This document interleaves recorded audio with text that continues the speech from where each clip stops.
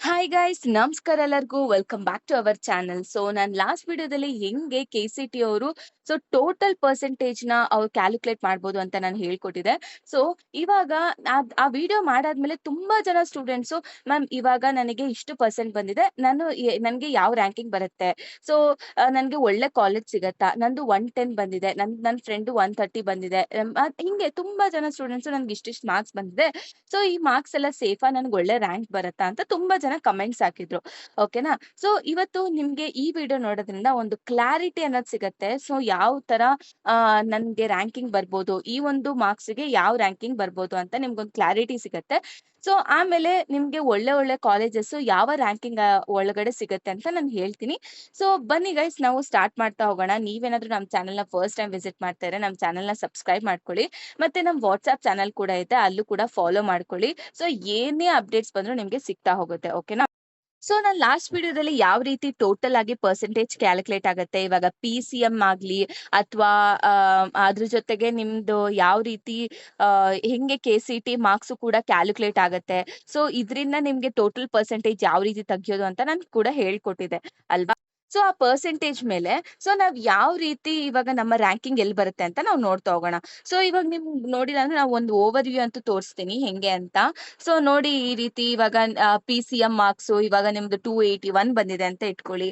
ಆಮೇಲೆ ನಿಮ್ಮ ಒಂದು KCT ಯಲ್ಲಿ PCM ಮಾರ್ಕ್ಸ್ 125 ಬಂದಿರತ್ತೆ ಅಂತ ಇಟ್ಕೊಳ್ಳಿ. ಸೊ ಯಾವ ರೀತಿ ಕ್ಯಾಲ್ಕುಲೇಟ್ ಆಗತ್ತೆ ಅಂತ ಅಂದ್ರೆ, ಸೊ ಇಂಟು 100 ಮಾಡ್ಬಿಟ್ಟು ಇದ್ರಲ್ಲಿ ಹಾಫ್ ತಗೊಂತಾರೆ, ಇದ್ರಲ್ಲಿ ಡಿವೈಡೆಡ್ ಬೈ 2 ತಗೊಳ್ತಾರೆ. ಆಮೇಲೆ ಇದು ಅಷ್ಟೇ. ಸೊ ಇದ್ರಲ್ಲಿ ಡಿವೈಡೆಡ್ ಬೈ 2 ತಗೊಂಡು ಸೊ ಅವೆರಡನ್ನು ಕೂಡ ಆಡ್ ಅಪ್ ಮಾಡಿ ಸೊ ನಿಮ್ಗೆ ಒಂದು ಕೊನೆಗೆ ಒಂದು ಪರ್ಸೆಂಟೇಜ್ ಅನ್ನೋದು ಬರುತ್ತೆ. ಸೊ ಈ ಪರ್ಸೆಂಟೇಜ್ ಅಲ್ಲಿ ನಿಮಗೆ ಯಾವ ರ್ಯಾಂಕಿಂಗ್ ಅಲ್ಲಿ ನೀವು ಲೈ ಆಗ್ತೀರಾ ಅನ್ನೋದು ಒಂದು ಗೊತ್ತಾಗುತ್ತೆ. ಓಕೆನಾ. ಸೊ ಒನ್ಸ್ ನೀವು ಈ ಒಂದು ಪರ್ಸೆಂಟೇಜ್ ನ ಕ್ಯಾಲ್ಕುಲೇಟ್ ಮಾಡಿದ್ದೀರಾ ಅಂತ ಅಂದ್ಮೇಲೆ ಸೊ ಇವಾಗ ನಾನು ಹೇಳ್ತಾ ಹೋಗ್ತೀನಿ ಯಾವ ಪರ್ಸೆಂಟೇಜ್ಗೆ ಎಷ್ಟೆಷ್ಟು ರ್ಯಾಂಕ್ ಬರ್ಬೋದು ಅಂತ. ಓಕೆನಾ. ಸೊ ಇವಾಗ ನಿಮ್ಮ ಒಂದು ಪರ್ಸೆಂಟೇಜ್ 97 to 100% ಅಲ್ಲಿ ಲೈ ಆಗ್ತಿದ್ರೆ ಸೊ 50 ಒಳಗಡೆ ಬರ್ತೀರಾ. ಆಕ್ಚುಲಿ ಇದು ತುಂಬಾನೇ ಕಷ್ಟ ಅಂತ ಹೇಳ್ಬೋದು. ಓಕೆನಾ. ಇದ್ರಲ್ಲಿ ತುಂಬಾ ಜನ ಸ್ಟೂಡೆಂಟ್ಸ್ ಇದಕ್ಕೋಸ್ಕರ ಅಂತ ಕಷ್ಟ ಪಡ್ತಾರೆ. ಓಕೆನಾ. ಆಮೇಲೆ ಇಲ್ಲಿ PCM ಮತ್ತೆ ಅಂದ್ರೆ ನಿಮ್ಮ ಬೋರ್ಡ್ಸ್ ಮತ್ತೆ KCT ಎರಡೂ ಕೂಡ ಅಷ್ಟೇ ಇಂಪಾರ್ಟೆಂಟ್ ಆಗಿರುತ್ತೆ. ಸೊ ಸ್ಟೂಡೆಂಟ್ಸ್ ಏನ್ ಮಾಡ್ಬಿಡ್ತಾರೆ ಅಂದ್ರೆ ಬೋರ್ಡ್ಸ್ ಕಡೆ ಕಾನ್ಸಂಟ್ರೇಟೇ ಮಾಡಲ್ಲ. ಸೊ KCT ಅವ್ರಿಗೆ ತುಂಬಾ ತಲೆ ಇರುತ್ತೆ, KCT ಚೆನ್ನಾಗಿ ಮಾಡ್ತಾರೆ. ಓಕೆನಾ. ಸೊ ಆದ್ರೆ ಸೊ ಅವರು KCT ಅಲ್ಲಿ ಎಷ್ಟೇ ಮಾರ್ಕ್ಸ್ ತೆಗೆದ್ರು ಕೂಡ ಬೋರ್ಡ್ ಅಲ್ಲಿ ಕಡಿಮೆ ಬಂದ್ರೆ ಅವ್ರದ್ದು ರ್ಯಾಂಕಿಂಗ್ ಕೆಳಗಡೆ ಹೋಗುತ್ತೆ. ಅದನ್ನು ಕೂಡ ನಾನು ತೋರಿಸ್ತೀನಿ. ಓಕೆನಾ. ಸೊ ಇವಾಗ ಇದನ್ನ ನೋಡ್ತಾ ಹೋಗೋಣ. ಸೊ ಇವಾಗ ನಿಮ್ದೇನಾದ್ರೂ 94 to 97% ಇದ್ರೆ 50 to 200 ರ್ಯಾಂಕಿಂಗ್ ಅಲ್ಲಿ ಬರುತ್ತೆ. 92 to 94% ಇದ್ರೆ 200 to 500 ರ್ಯಾಂಕಿಂಗ್ ಬರುತ್ತೆ. ಸೊ ಇದು ಎಲ್ಲಾ ಬಂದ್ಬಿಟ್ಟು 5 ಇಯರ್ಸ್ ಅನಾಲಿಸಿಸ್ ಪ್ರಕಾರ ಸೊ ಈ ರೀತಿ ನಿಮ್ಮ ಪರ್ಸೆಂಟೇಜ್ಗೆ ಇಷ್ಟು ರ್ಯಾಂಕ್ ಬರುತ್ತೆ. ಓಕೆನಾ. ಸೊ ಆಕ್ಚುಲಿ ಲಾಸ್ಟ್ ಇಯರ್ ಇಂದ ಏನಾಗಿದೆ ಅಂತ ಅಂದ್ರೆ ಸ್ಟೂಡೆಂಟ್ಸ್ ಮೊದಲು 1 ಇಯರ್ ಕಿನ್ನ ಮುಂಚೆ ಏನಿತ್ತು ಅಂದ್ರೆ ನಿಮ್ದು 85% ಇದ್ರೆ ಸಾಕು, ನಿಮ್ಮ ರ್ಯಾಂಕಿಂಗು 1000 ಒಳಗಡೆ ಬಂದ್ಬಿಡ್ತಿತ್ತು. ಆದ್ರೆ ಲಾಸ್ಟ್ ಇಯರ್ ಇಂದ ಹೆಂಗಾಗಿದೆ ಅಂದ್ರೆ ಒಬ್ರದ್ದು 90% ಇದ್ರೆ ಅವ್ರದ್ದು ರ್ಯಾಂಕಿಂಗು 1000 ಒಳಗಡೆ ಬರ್ತಿದೆ. ಅಂದ್ರೆ ಯೋಚನೆ ಮಾಡಿ, 85% ಇದ್ರೆ ಅಂದ್ರೆ ನಿಮ್ದೊಂದು 3000 ರ್ಯಾಂಕಿಂಗ್, 3000 ಅಥವಾ 2000 ರ್ಯಾಂಕಿಂಗ್ ಒಳಗಡೆ ಬರುತ್ತೆ.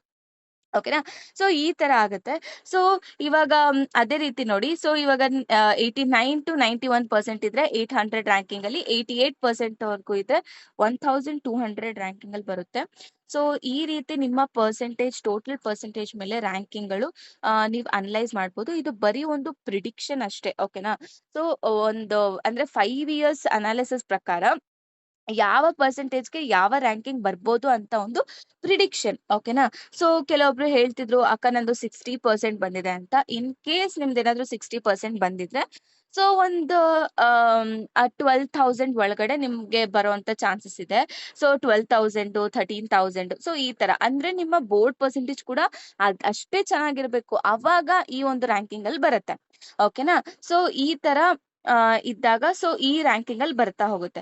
ಸೊ ನೆಕ್ಸ್ಟ್ ಏನಪ್ಪಾ ಅಂತ ಅಂದ್ರೆ ಸೊ ಎಕ್ಸ್ಪೆಕ್ಟೆಡ್ ರ್ಯಾಂಕ್ ರೇಂಜ್ ಅಂದ್ರೆ ಇದ್ರಲ್ಲಿ ನಿಮ್ಗೆ ಗ್ರಾಫ್ ಮುಖಾಂತರ ಒಂದು ವಿಜುವಲೈಸೇಷನ್ ಅನ್ನೋದು ಸಿಗುತ್ತೆ. ಓಕೆ. ಅಕಸ್ಮಾತ್ ನಿಮ್ದು ಏನಾದ್ರೂ 90% ಪ್ಲಸ್ ಇದ್ರೆ ನೀವು ಟಾಪ್ 500 ಅಲ್ಲಿ ಬರ್ತೀರಾ. ಓಕೆ. ಇನ್ ಕೇಸ್ 85 to 90% ಅಲ್ಲಿ ಇದ್ರೆ ನಿಮ್ದು 2000 ರ್ಯಾಂಕಿಂಗ್ ಒಳಗಡೆ ಬರುತ್ತೆ. ಓಕೆನಾ? ಸೊ 2000 ರ್ಯಾಂಕಿಂಗ್ ಒಳಗಡೆ ಬರುತ್ತೆ. ಆಮೇಲೆ 80-85% ಇದ್ರೆ ಸೊ 5000 ರ್ಯಾಂಕಿಂಗ್ ಒಳಗಡೆ ಬರುತ್ತೆ. ಸೊ ಈ ತರ. ಸೊ ಇನ್ ಕೇಸ್ ನಿಮ್ದು ಬಿಲೋ 65% ಇದ್ರೆ ಸೊ 25 ಪ್ಲಸ್ ಕೆ ಅದ್ರಲ್ಲಿ ನಿಮ್ದು ರ್ಯಾಂಕಿಂಗ್ ಬರ್ತಾ ಹೋಗುತ್ತೆ. ಓಕೆನಾ? ಸೊ ಯೋಚನೆ ಮಾಡಿ. ಸೊ ಇವಾಗ ಅಂದ್ರೆ ಇವಾಗ 5000 ಒಂದು 10,000 ಪರವಾಗಿಲ್ಲ. ಒಂದು 10,000 ಒಳಗಡೆ ನಿಮ್ಮ ರ್ಯಾಂಕಿಂಗ್ ಬರ್ತಿದೆ ಅಂದ್ರೆ ಆಲ್ಮೋಸ್ಟ್ ಸೊ ಸ್ವಲ್ಪ ಚೆನ್ನಾಗಿರೋ ಕಾಲೇಜಸ್‌ಗಳೇ ಸಿಗತ್ತೆ. ಓಕೆನಾ? ಸೊ ನೀವ್ ಯೋಚನೆ ಮಾಡಿ ಲೈಕ್ ನಾನು ಒಳ್ಳೆ ಕಾಲೇಜಿಗೆ ಹೋಗಿ ಅಂದ್ರೆ ಒಳ್ಳೆ ರೆಪ್ಯುಟೇಷನ್ ಇರುವಂತ ಕಾಲೇಜಿಗೆ ಹೋಗಿ ಡೀಸೆಂಟ್ ಕೋರ್ಸ್ ತಗೊಳ್ತೀರಾ? ಅಥವಾ ಯಾವ್ದೋ ಟೈರ್ 2 ಕಾಲೇಜ್‌ಗಳಿಗೆ ಟೈರ್ 3 ಕಾಲೇಜ್‌ಗಳಿಗೆ ಹೋಗಿ ಟಾಪ್ ಬ್ರಾಂಚ್ ತಗೊಂತೀರಾ ಅಂತ ಯೋಚನೆ ಮಾಡಿ. ಆಲ್ಮೋಸ್ಟ್ ನೀವು ಟೈರ್ 2 ಕಾಲೇಜಸ್‌ಗೆ ಹೋದ್ರೆ ಒಳ್ಳೇದು. ಓಕೆನಾ? ಇನ್ ಕೇಸ್ ನಿಮ್ದು ರ್ಯಾಂಕಿಂಗು ಅಷ್ಟು ಓಕೆ ಅನ್ನೋ ತರ ಇದ್ರೆ. ಓಕೆ. ಸೊ ನಾನ್ ಏನ್ ಹೇಳ್ತೀನಿ ಅಂತ ಅಂದ್ರೆ ಇವಾಗ ಎಂತೆಂತ ಒಳ್ಳೆ ಕಾಲೇಜಸ್‌ಗಳಿರುತ್ತೆ. ಇವಾಗ ಫಸ್ಟ್ ಯಾವ್ದು ಆರ್‌ವಿ, ರಾಮಯ್ಯ, ಪಿಎಸ್ ಈ ತರ ಕಾಲೇಜ್‌ಗಳಿಗೆ ಹೋಗಿ ನೀವು ಡೀಸೆಂಟ್ ಆಗಿರೋಂಥ ಕೋರ್ಸ್ ತಗೊಳ್ತೀರಾ. ಅಂದ್ರೆ ಇವಾಗ ನಿಮ್ದು ರ್ಯಾಂಕಿಂಗ್ ಚೆನ್ನಾಗಿರುತ್ತೆ. ಬಟ್ ಆ ಕೋರ್ಸ್‌ಗೆ ಕಟ್ ಆಫ್ ಸಿಗ್ಲಿಲ್ಲ. ಅವಾಗ ಏನ್ ಮಾಡ್ತೀರಾ? ಸೊ ಆ ತರ ಹೋಗ್ತಾರೆ. ಈ ತರ ನೀವು ಯೋಚನೆ ಮಾಡಿ ಏನ್ ಮಾಡ್ಬೇಕು ಅಂತ. ಓಕೆನಾ? ಸೊ ಇಫ್ ನೀವು ಲೈಕ್ ಇಂಜಿನಿಯರಿಂಗ್ ಫೀಲ್ಡ್‌ಗೆ ಹೋಗ್ತಿದ್ದೀರಾ, ಇಂಜಿನಿಯರಿಂಗ್ ಫೀಲ್ಡ್ ಕಾಲಿಕ್ತಿದ್ದೀರಾ ಅಂತ ಅಂದ್ರೆ, ಸೊ ನೀವು ಚೆನ್ನಾಗಿರೋ ಕಾಲೇಜಿಗೆ ಹೋಗಿ ಅಷ್ಟೇ ಚೆನ್ನಾಗಿ ನೀವು ಸ್ಕಿಲ್‌ನ ಬಿಲ್ಡ್ ಅಪ್ ಮಾಡ್ಕೋಬೇಕು. ಓಕೆನಾ? ಸ್ಕಿಲ್ಸ್ ಅಂತ ಅಂದ್ರೆ ಇವಾಗ ಅಂದ್ರೆ ಇವಾಗ ಕರೆಂಟ್ ಟೆಕ್ನಾಲಜೀಸ್ ಇದೆಯಲ್ಲ, ಅದ್ರ ಬಗ್ಗೆ ನೀವು ಚೆನ್ನಾಗಿ ತಿಳ್ಕೊಂಡು ಅದ್ರ ಮೇಲೆ ಏನಾದ್ರು ನೀವು ಇಂಪ್ಲಿಮೆಂಟ್ ಮಾಡ್ಬೇಕಾಗತ್ತೆ. ಓಕೆನಾ? ಇದನ್ನ ಸ್ಕಿಲ್‌ನ ಬಿಲ್ಡ್ ಮಾಡ್ಕೊಳ್ಳೋದು ಅಂತ ಹೇಳ್ತಾರೆ. ಓಕೆ. ಸೊ ಈ ತರ ಚೆನ್ನಾಗಿರೋ ಕಾಲೇಜ್‌ಗಳ್ಗೋಗಿ ನೀವು ಒಳ್ಳೆ ಸ್ಕಿಲ್‌ನ ಬಿಲ್ಡಪ್ ಮಾಡ್ಕೊಂಡ್ರೆ, ಸೊ ಆರಾಮಾಗಿ ನೀವು ಒಳ್ಳೆ ಪ್ಯಾಕೇಜ್‌ಗೆ ನೀವು ಸೆಲೆಕ್ಟ್ ಆಗ್ತೀರಾ. ಓಕೆ. ಆಮ್, ಸೊ ಈ ರೀತಿ ನೀವು ಯೋಚನೆ ಮಾಡಿ ಡಿಸಿಷನ್ಸ್‌ಗಳನ್ನ ತಗೊಳ್ಳಿ. ಆಮೇಲೆ ಇವಾಗ ತುಂಬಾ ಜನ ಸ್ಟೂಡೆಂಟ್ಸು ಕೇಳೋದು ಒಂದೇ ಪ್ರಶ್ನೆ. ಏನಂತ ಅಂದ್ರೆ ನಂದು ಸೇಮ್ ಮಾರ್ಕ್ಸು. ನನ್ ಫ್ರೆಂಡ್‌ದು same marks. But KCT ranking ಮಾತ್ರ ತುಂಬಾ ಡಿಫರೆನ್ಸ್ ಇದೆ ಅಂತ ಕೇಳ್ತಾರೆ. ಯಾಕೆ? ಅದನ್ನ ಈ ಒಂದು ಸ್ಲೈಡಲ್ಲಿ ನಾನ್ ಹೇಳ್ತೀನಿ ನೋಡಿ. ಸೊ ಏನಂತ ಅಂದ್ರೆ, ಇವಾಗ ನಾನು ಒಂದು ಎಕ್ಸಾಂಪಲ್ ತಗೊಂಡಿದ್ದೀನಿ. ಅದ್ ಬಂದ್ಬಿಟ್ಟು 130. ಸೊ ಇವಾಗ ನನ್ಗೆ 130 ಮಾರ್ಕ್ಸ್ ಬಂದಿದೆ. ನನ್ ಬೋರ್ಡ್ ಪರ್ಸೆಂಟೇಜ್ ಬಂದ್ಬಿಟ್ಟು 98%. ನನ್ ಟೋಟಲ್ ಕೆ-ಸಿ-ಟಿ ಪರ್ಸೆಂಟೇಜ್ ಬಂದ್ಬಿಟ್ಟು ಟೋಟಲ್ ಆಗಿ 85% ಬಂದಿದೆ. ಸೊ ಅವಾಗ ನಿನ್ ರ್ಯಾಂಕಿಂಗು 1500 ಅಲ್ಲಿ ಲೈ ಆಗತ್ತೆ. ಓಕೆನಾ? ಸೊ ನಿಮ್ದು ಬೋರ್ಡ್ ಪರ್ಸೆಂಟೇಜ್ ಏನಾದ್ರೂ 8% ಕಡಿಮೆ ಆಯ್ತು ಅನ್ಕೊಳ್ಳಿ. ಎಕ್ಸಾಂಪಲ್ ಅಷ್ಟೇ. ಒಂದ್ 8% ಕಡಿಮೆ ಆಗಿದೆ ಅಷ್ಟೇ. ಸೊ ಟೋಟಲ್ ಪರ್ಸೆಂಟೇಜ್ ಬಂದು 81.1% ಬಂದಿದೆ. ರ್ಯಾಂಕಿಂಗ್ ನೋಡಿ ಎಲ್ಲಿಂದ ಎಲ್ಲಿಗೆ 1500 ಅಲ್ಲಿ 3500 ಅಲ್ಲಿ ತುಂಬಾ ಹಿಂದೆ ಹೋಯ್ತು. ಇದೇ ರೀತಿ ಒಂದೊಂದು ಮಾರ್ಕ್ಸ್ ಕೂಡ ಇಂಪಾರ್ಟೆಂಟ್ ಆಗುತ್ತೆ ಗೈಸ್. ನೀವ್ ಒಂದು ಮಾರ್ಕ್ಸ್ ಒಬ್ರಕ್ಕಿನ್ನ ಜಾಸ್ತಿ ತೆಗ್ದಿರಾ ಅಥವಾ ಒಬ್ರಕ್ಕಿನ್ನ ಕಡಿಮೆ ತೆಗ್ದಿರಾ ಅಂದ್ರೆ 1000 ಗಟ್ಲೆ ಹಿಂದೆ ಹೋಗ್ಬಿಡುತ್ತೆ ನಿಮ್ದು ಏನಂತೀರ ರ್ಯಾಂಕಿಂಗು. ಓಕೆನಾ?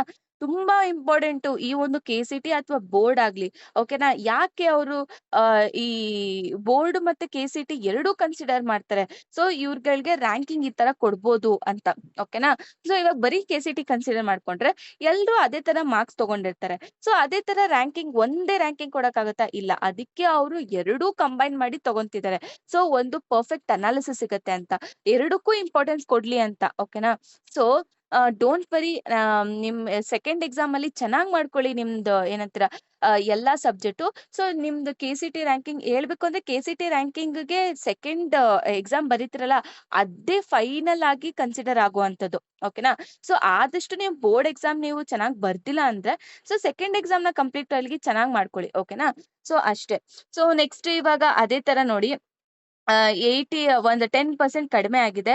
ಸೊ ರ್ಯಾಂಕಿಂಗ್ ಆಲ್ರೆಡಿ 6000ಕ್ಕೆ ಹೋಯ್ತು. ಸೊ ನೆಕ್ಸ್ಟ್ 70% ಇದೆ ಪಿ-ಸಿ-ಎಮ್ಮು. ಸೊ 130ನೇ ಇದೆ ಕೆ-ಸಿ-ಟಿ ಮಾರ್ಕ್ಸು. 10,000ಕ್ಕೆ ಹೋಗಿದೆ ಆವಾಗೆ. ಸೊ ಈ ತರ. ಓಕೆನಾ? ಸೊ ಈ ತರ ಒಂದೇ ಮಾರ್ಕ್ಸ್ ಬಂದ್ರುನು ಬೋರ್ಡ್ ಅಲ್ಲಿ ನೀವು ಮಾರ್ಕ್ಸ್ ಚೆನ್ನಾಗ್ ಬಂದಿಲ್ಲ ಅಂದ್ರೆ ಎಷ್ಟು ಎಫೆಕ್ಟ್ ಆಗ್ತಿದೆ ನೋಡಿ. ಓಕೆನಾ? ಸೊ ಎಲ್ಲಾ ಕಡೆಯಿಂದ ಯೋಚನೆ ಮಾಡಿ. ನಿಮ್ಗೆ ಇವಾಗ ಒಂದು ಕ್ಲಾರಿಟಿ ಅಥವಾ ಒಂದು ಐಡಿಯಾ ಸಿಕ್ಕಿರುತ್ತೆ. ನಂದು ಈ ತರ ಒಂದು ಏನಂತೀರ ಕ್ಲಾರಿಟಿ ಅಂದ್ರೆ ಇವಾಗ ನಿಮ್ಗೆ ಎಕ್ಸಾಕ್ಟ್ ಆಗಿ ಗೊತ್ತಿಲ್ಲ ನಂದು ಇಲ್ಲೇ ಬರುತ್ತೆ ಅಂತ. ಬಟ್ ಒಂದು ಅಪ್ರಾಕ್ಸಿಮೇಷನ್ ಇದೆ ನಿಮ್ ತಲೆಯಲ್ಲಿ. ಲೈಕ್ ಇಷ್ಟು ಬರ್ಬೋದು ಅಂತ. ಸೊ ಇದ್ರಿಂದ ನೀವು ಪ್ರಿಪೇರ್ ಆಗಿ ಇವಾಗಿಂದಾನೇ ನನ್ಗೆ ಯಾವ್ಯಾವ ಕಾಲೇಜಸ್ ಸಿಗತ್ತೆ ಅಂತ ನೀವು ನೋಡ್ಕೊಳ್ಳಿ, ಲಿಸ್ಟ್ ಔಟ್ ಮಾಡ್ಕೊಳ್ಳಿ. ಕಾಲೇಜಸ್‌ಗೆ ಹೋಗಿ ವಿಸಿಟ್ ಮಾಡಿ. ಓಕೆನಾ? ಇಷ್ಟ್ ಹೇಳ್ತಾ so thank you so much guys.